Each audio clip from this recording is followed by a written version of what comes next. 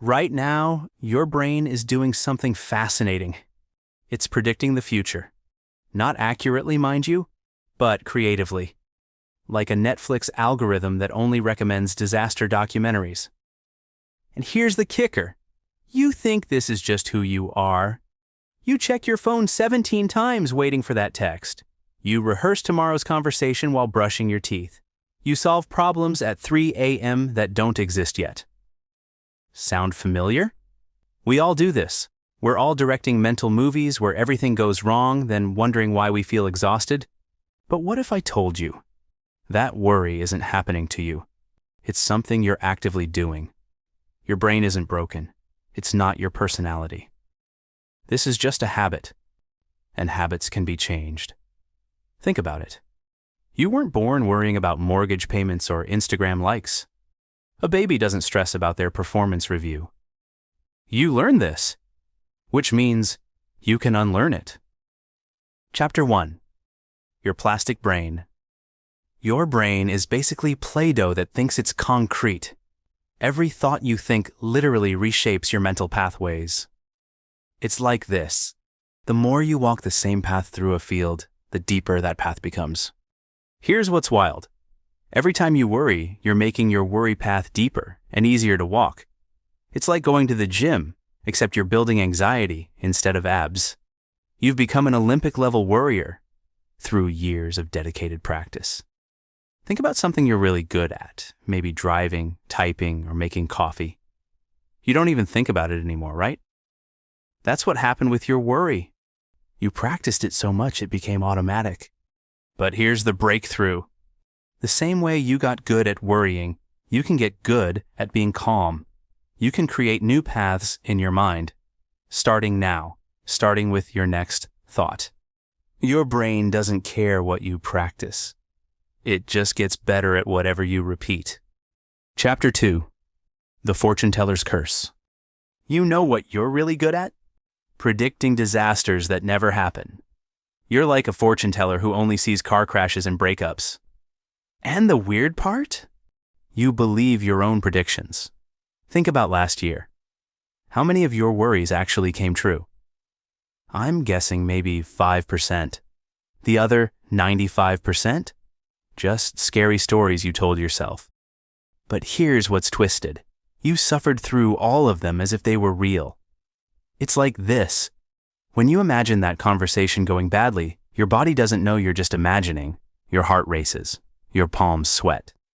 You're basically living through disasters that exist nowhere except in your head. The plot twist? You're so busy preparing for imaginary disasters, you're missing your actual life. While you're rehearsing tomorrow's problems, today is slipping by unnoticed. You're a time traveler, but you only visit the worst possible futures. Chapter 3. The Safety Paradox. Here's something nobody talks about. The safer your life gets, the more you worry. Your great-grandparents worried about actual survival. You worry about Wi-Fi passwords and read receipts. We've traded real dangers for imaginary ones. You live better than royalty did centuries ago. Climate control, abundant food, modern medicine. Yet you're lying awake at 3 a.m., worried about an email you haven't even sent yet. It's like your worry needs a job. And since there are no tigers to run from, it creates drama from nothing. That awkward pause in conversation must mean they hate you. That delayed response? Obviously you're being ignored. Your worry is writing soap operas and casting you as the victim in every episode. The truth nobody admits? Having too few real problems creates more anxiety than having actual problems.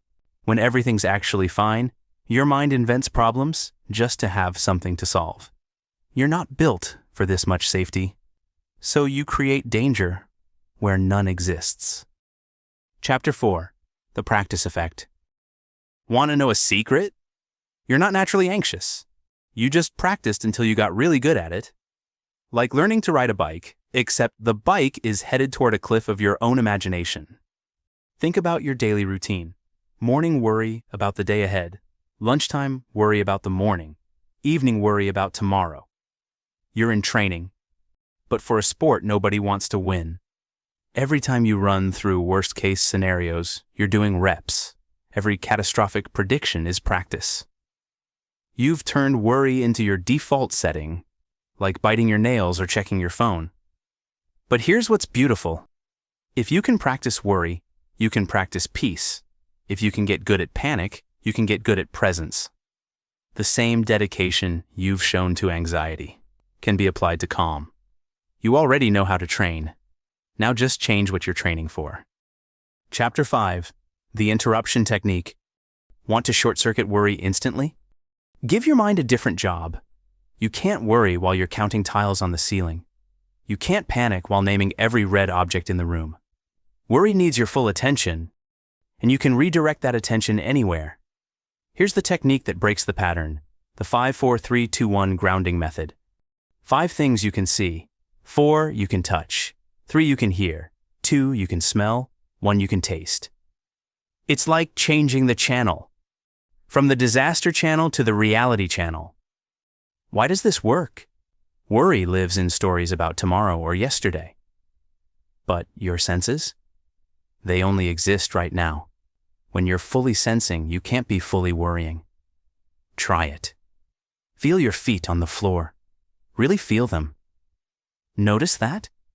For those few seconds, the worry disappeared. Not because you fought it, not because you positive thought it away. You just gave your attention a better job. Want to level up your people skills? Join our YouTube membership for early access to scripts, input on future topics, and connection with a community that gets the social struggle. Click join below, and let's master human interaction together. Chapter 6. The Now Sanctuary. Worry can't touch you in the present moment. It's like worry is a vampire and the present moment is sunlight. The moment you fully arrive here, worry evaporates. Notice when you're completely absorbed, reading, creating, playing, loving. Where does the worry go? It disappears, because worry needs the runway of time to take off. No past, no future, no worry. Try this experiment. Try to worry about something while keeping your attention completely on your breathing, not changing it, just watching it. Can't do it? Can you? Worry and presence can't coexist. The present moment is always available. It's your panic room in reverse, a place where worry literally cannot enter. Feeling overwhelmed? Come back to now. Mind spinning? Return to this breath. The present is your permanent vacation from worry. And you don't even need a passport. Chapter 7. The Focus Training. Your attention is like a wild horse. And right now, worry is riding it wherever it wants. But you can learn to hold the reins. You can decide where your attention goes. You're not a passenger. You're the driver. Start simple. Pick something. Your breath, a sound, a sensation, when your mind wanders to worry. Which it will in about 3 seconds. Just bring it back. No judgment. No failure. It's like training a puppy. Gentle, consistent, kind. This isn't about emptying your mind. It's about choosing where your mind goes. Like having a flashlight in a dark room. You decide what gets illuminated. The worry is still there, but it's not in the spotlight anymore. With practice, something shifts. Your worries become like background music instead of the main concert. They're there, but they don't dominate. You become the DJ of your own mind, choosing which thoughts get airtime. Chapter 8. The Appointment Method. This is going to sound ridiculous, but what if you made worry wait its turn? Schedule it. Tuesday, 3 p.m., time to worry. Make it official. Give worry office hours. When worry shows up uninvited at 10 a.m., you say, "Not now, we have an appointment later." You're not ignoring it. You're just making it follow the rules. Like that friend who always calls during dinner. You'll talk, just not right now. Here's the magic. When 3 p.m. arrives, most worries have lost their urgency. It's like leftovers. They never taste as intense the next day. Plus, Limiting worry to 15 minutes prevents those marathon sessions that steal entire afternoons. The paradox? By giving worry permission to exist at a specific time, it loses its power the rest of the day. You're not fighting worry, you're using its own energy against it. Chapter 9. The Story Editor. Your thoughts are rough drafts, not published facts. That thought, everything's falling apart, that's just your first draft. You can edit it, revise it. You're the editor-in-chief of your own mind. This isn't about fake positivity. Nobody's asking you to pretend everything's perfect. It's about accuracy. Your first thought is usually melodrama. I'm a failure becomes, I'm having a tough day. Everyone hates me becomes, that interaction was awkward. Small edits. Completely different story. Here's a powerful question. Would you talk to your best friend the way you talk to yourself? Probably not. You'd be kinder, more balanced, more realistic. So why not edit your self-talk the same way? The most powerful reframe. How will this matter in 5 years? Today's emergency is next year's forgotten footnote. Most of what feels urgent right now won't even be a memory. You're not rewriting reality, you're just fact-checking your rough draft. Chapter 10. The Worry Diet. You're feeding your worry a 5-course meal every day and wondering why it's so strong. Your phone notifications, the news, social media comparisons, toxic conversations. You're on an all-worry diet. And it's time for a cleanse. Start with your morning, that phone next to your bed. It's like having a worry dealer on your nightstand. Before your feet hit the floor, you're already scrolling through problems. You're starting each day with a worry smoothie. No wonder you feel sick. Design your environment for peace. Phone sleeps in another room. News has visiting hours. Social media gets boundaries. Protect your mental diet like you'd protect your physical diet. Not every thought deserves to be consumed. Small changes create big shifts. Unfollow accounts that trigger comparison. Mute keywords that spike anxiety. Create evening routines that don't involve screens. You're not hiding from reality. You're choosing which reality to feed. What you consume, you become. So consume wisely. Worry isn't your personality. It's not your destiny. It's just a choice you've been making on autopilot. And starting right now, you can make a different choice.